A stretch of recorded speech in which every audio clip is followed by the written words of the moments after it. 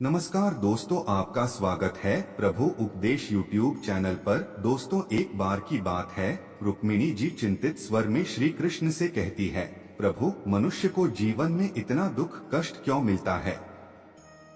क्या दुख से बचने का कोई उपाय नहीं है? भगवान कृष्ण मुस्कुराते हुए बोले, रुक्मिणी, दुख मनुष्य के जीवन का एक अभिन्न हिस्सा है। इसे समझने के लिए हमें इसके कारणों पर ध्यान देना होगा। मनुष्य को दुख कई कारणों से मिलता है। चलो मैं तुम्हें विस्तार से बताता हूँ। चलो तो मैं तुम्हें पहले कारण के बारे में बताऊँ, अज्ञानता। जब मनुष्य अपने सच्चे स्वरूप को नहीं जानता और अज्ञान के अंधकार में भटकता रहता है, तब उसे दुख मिलता है। आत्मा का ज्ञान न होना और माया में फंस जाना दुख का प्रमुख कारण है। दूसरा कारण कर्म। मनुष्य के अपने कर्म भी दुख का कारण बनते हैं। जो कर्म हम आज करते हैं, उनका फल हमें भविष्य में भोगना पड़ता है। अच्छे कर्म सुख लाते हैं और बुरे कर्म दुख का कारण बनते हैं। तीसरा कारण इच्छाएं। अत्यधिक इच्छाएं और लालच भी दुख का कारण होते हैं। जब हमारी इच्छाएं पूरी नहीं होती तो हम दुखी होते हैं। संतोष और संयम का अभाव हमें मानसिक कष्ट में डाल देता है। चौथा कारण मोह। मोह और बंधन भी दुख का कारण है।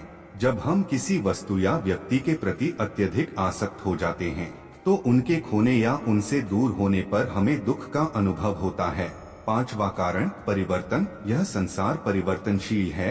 हर वस्तु, स्थिति और संबंध बदलते रहते हैं। जब हम परिवर्तन को स्वीकार नहीं कर पाते तो हमें दुख होता है। छठा कारण अपेक्षाएं। जब हमारी अपेक्षाएं पूरी नहीं होती तो हम निराश और दुखी हो जाते हैं। बिना शर्त प्रेम और सेवा ही सही मार्ग हैं, क्योंकि अपेक्षाएं हमेशा पूरी नहीं होती। रुक्मिणी जी मनन करते हुए, प्रभु, यह सब सुनकर मुझे समझ में आ रहा है कि दुख हमारे जीवन का एक स्वाभाविक हिस्सा है और इसके पीछे हमारे ही कर्म और विचार होते हैं। क्या इसका कोई समाधान है?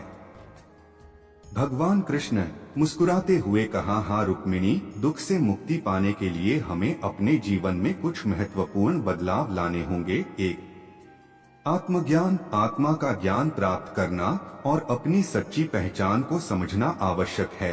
गीता के ज्ञान को अपने जीवन में उतारने से हम सही मार्ग पर चल सकते हैं। दो, सही कर्म, सत्कर्म और निष्काम कर्म योग का पालन करें। अपने कर्तव्यों को बिना फल की इच्छा के निभाएं। तीन, संतोषी बने और कम में भी खुश रहना सीखें। अपनी इच्छाओं और लालच पर नियंत्रण रखें। मोह और बंधन को त्यागें। हर वस्तु और व्यक्ति को भगवान का स्वरूप मानकर प्रेम करें, लेकिन उन पर निर्भर न हो। पाँच, परिवर्तन को स्वीकार करें। परिवर्तन संसार का नियम है, इसे समझें और इसे सहजता से स्वीकार करें। 6, अपेक्षाओं को कम करें। अपेक्षाएं जितनी कम होंगी उतना ही मन शांत रहेगा। अपने कार्य और सेवा को बिना किसी अपेक्षा के करें।